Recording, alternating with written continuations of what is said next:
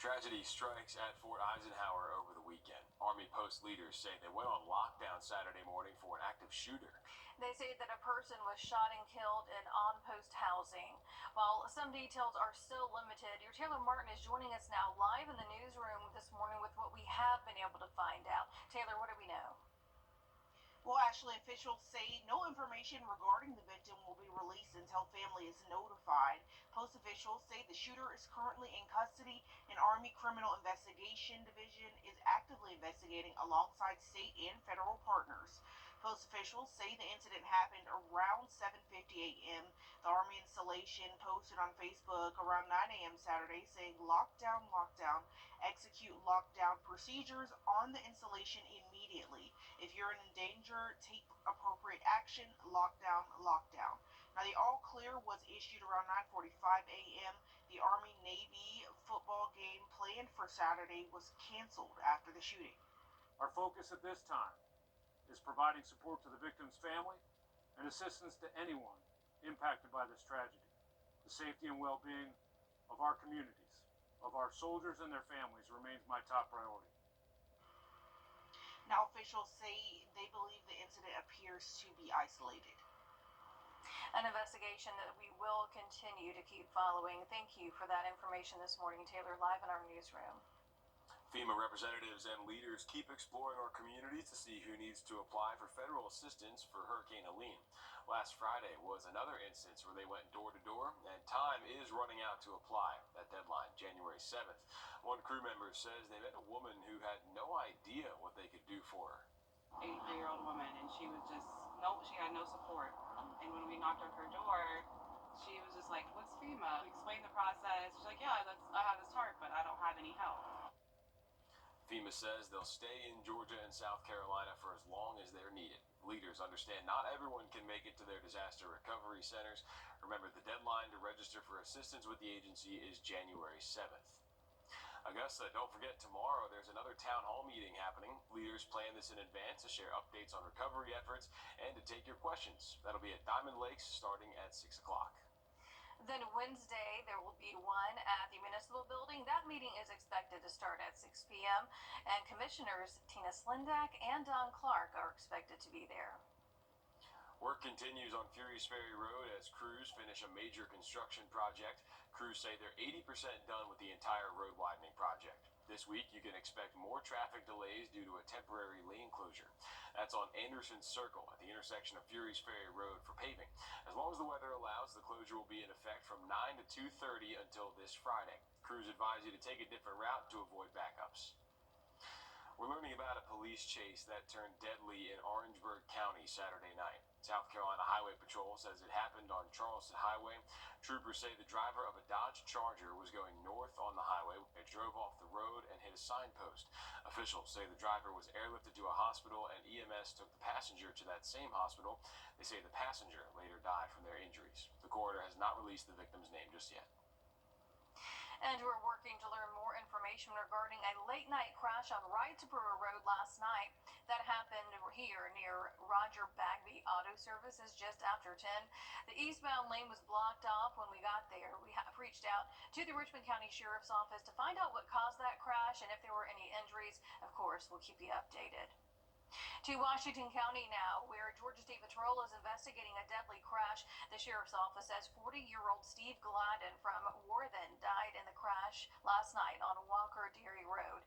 Deputies say that it looks like he lost control of the vehicle, rolled it, and that caused him to get thrown from the vehicle. We've reached out for more information on that crash as well. And we are waiting to find out who died in a single car crash Friday morning. The Aiken County Sheriff's Office says that crash happened on I-20 near mile marker 10 Thursday night. Officials say that a woman drove off the roadway hitting a tree. The coroner's office says that she was pronounced dead at a hospital around 3 the next morning from her injuries in that crash. Her name is going to be released once family is notified. SLED and the Aiken County Coroner's Office are both investigating this morning.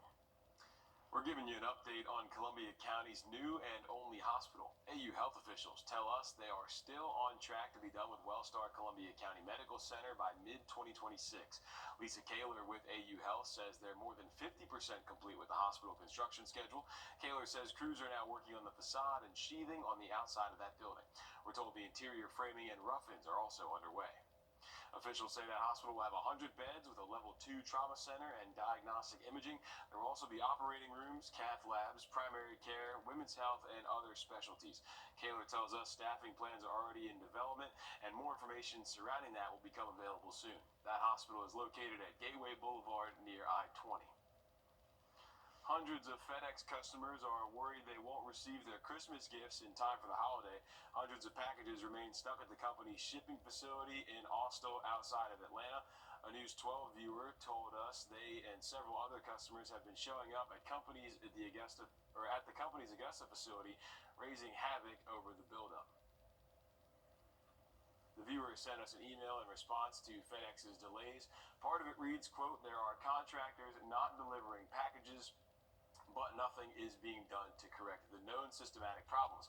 We're being told the employees do not have to look for our packages."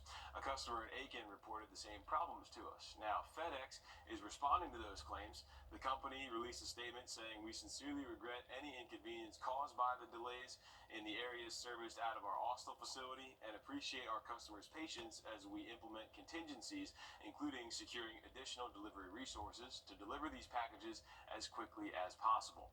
Now, we're giving you a look at some shipping deadlines here. This is for FedEx. Now, tomorrow is going to be the last day here for FedEx ground and home delivery.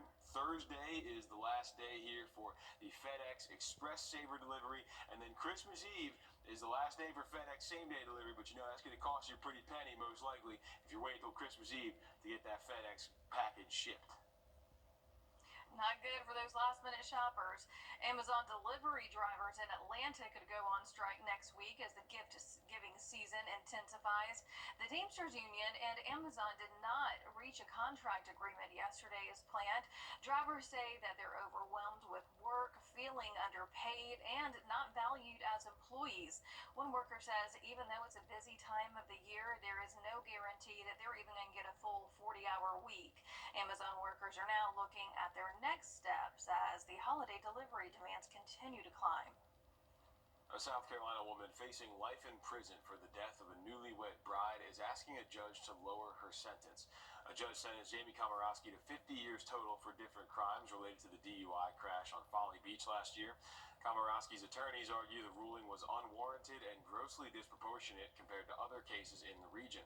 The report also compares her sentencing to other counties in the Lowcountry and other felony DUI cases across America. Her attorneys add the court did not consider her clean background. Whether she gets her sentencing reduced is up to the same judge who sentenced her. Still ahead, lawmakers are putting limits on who can participate in women's sports. We'll tell you what those restrictions are coming up. We're getting a cool start outside, still monitoring a little patchy dense fog around the region, but a warm-up to talk about here for the first half of the week. Coming up next, stay with us. And as we head to break, giving you a live look at Grovetown at 6:10.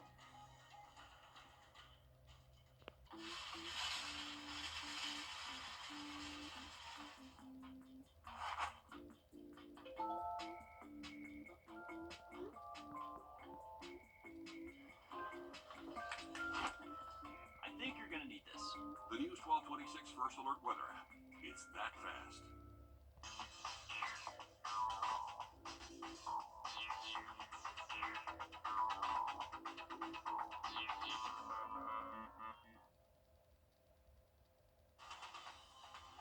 Live from Augusta, we're watching News 1226 this morning.